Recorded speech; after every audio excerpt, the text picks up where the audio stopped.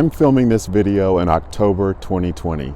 Exactly 1 year ago, I had a very successful screening in Philadelphia of the documentary I directed, Lady Wrestler, The Amazing Untold Story of African American Women in the Ring, which traces the history of African American women in the professional wrestling industry. Philadelphia, of course, is famous for many reasons, and one of them is being the setting of the movie Rocky. And of course, Philadelphia has a statue of Sylvester Stallone in character as Rocky that has become world famous.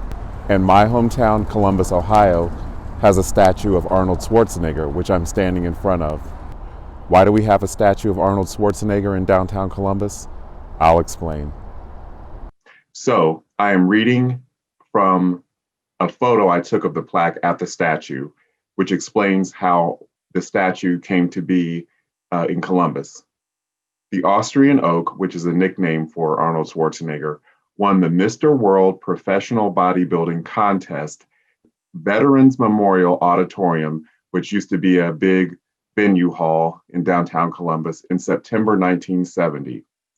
In 1976, he founded what would become the Arnold Sports Festival in Columbus, Ohio. So apparently, Arnold had such a great experience winning that title in Columbus that he decided to kind of return the love to Ohio's capital city by founding the Arnold Festival.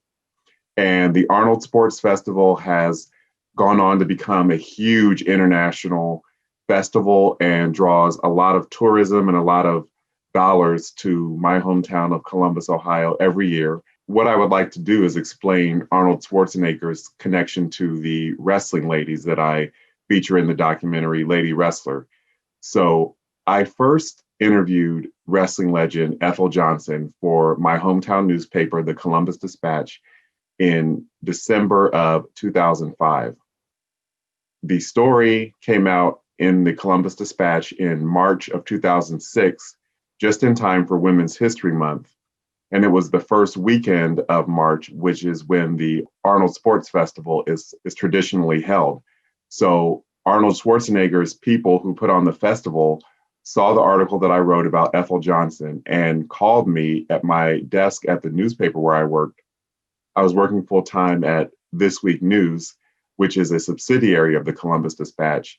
And they told me, they said, hey, we didn't even know women like Ethel Johnson, these African American wrestling legends, existed, and we want to give her a Lifetime Achievement Award. Well, by that time, Miss Ethel, as I called her, she was a retired grandmother, and she really didn't like the limelight, although she did agree to be interviewed for the newspaper article, which I really appreciated. And she actually turned down the award, receiving this Lifetime Achievement Award from Arnold Schwarzenegger at his big annual sports festival. Just being a humble, kind of almost shy person when she wasn't in the ring, Ms. Johnson turned the award down. And that is actually what led me partially to start work on the documentary, because I thought, okay, well, if someone like Arnold Schwarzenegger, an international superstar, sees the magnitude of Ethel's story and the story of women like her, then obviously other people will be interested in it. What I did was, after Miss Ethel turned down the award from Arnold Schwarzenegger, I asked her, I said, would you be willing to be interviewed on camera for a documentary about, the experiences of being a woman wrestler and a Black woman wrestler back in the 1950s and 60s? And she thankfully said yes.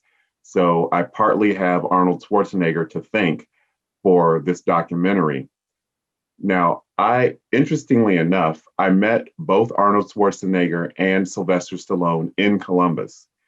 What happened was, so 1 year for the newspaper that I work for, another newspaper, the Columbus Post, an African American newspaper, I was covering the Arnold Sports Festival, and I got to go backstage at a big event that was taking place during the festival, and Arnold was back there, and it was one of those moments where I knew that if I didn't seize the moment, it would never come around again. Arnold was like, he didn't have any bodyguards around him. Why would he need bodyguards? He's so huge, such a big hulking presence. Why would he need bodyguards? But no one told me, don't go up to Mr. Schwarzenegger or don't say anything to Mr. Schwarzenegger. So this is before I interviewed Ethel Johnson. So this is like in the 90s, I want to say. I went up to Mr. Schwarzenegger and said, you know, I'm a big fan of your movies and thank you for bringing the festival here. And he shook my hand. It was just a quick exchange, but it was really cool that I got to meet him. And I think because Arnold had that ongoing relationship with Columbus and also kind of had relationships with the city leadership. We used to have a mayor named Greg Lashetka, and I think maybe Mayor Lashetka had some German ancestry, so maybe that was sort of a bonding point with him and Arnold. So Arnold brought Planet Hollywood to Columbus at a shopping mall that still exists, a big, really booming shopping mall named Easton Town Center. So I don't know if any of you who remember the Planet Hollywood chain of restaurants. It was a big chain of restaurants, partly owned by Sylvester Stallone and Arnold Schwarzenegger and Bruce Willis and some other celebrity investors. And it seemed like every week, or at least every month in the 90s, they were having some huge Planet Hollywood opening with all this fanfare and celebrities turning up in a big red carpet. We had one of those openings at the Easton Town Center in, I want to say 1999, when the mall first opened. And I was standing on the red carpet with all the other spectators. Even though I was a journalist, I didn't get any special placement or anything. And Sylvester Stallone walked by and I stuck my hand out and he shook my hand. So again, it was just a quick passing encounter. But it's interesting that two men who are known for their roles in action movies and known as these fitness icons, I got to meet both of them in my hometown, Columbus, which is not exactly Los Angeles or New York or some big, huge metropolis or center of the entertainment industry. And one other thing I want to add is that I started to do this entire video at the Arnold Schwarzenegger statue in downtown Columbus, but it is such a tourist draw. Even in a pandemic, people are drawn to that statue. Every time I went to leave my house and go film the video at that statue, people, even before I got up to the statue, people were up there taking pictures and lingering around the statue. So I only had time to do a quick intro at the statue because people were walking by, people wanted to come up and get their photos with Arnold, even though it's a statue. So I think that's really cool.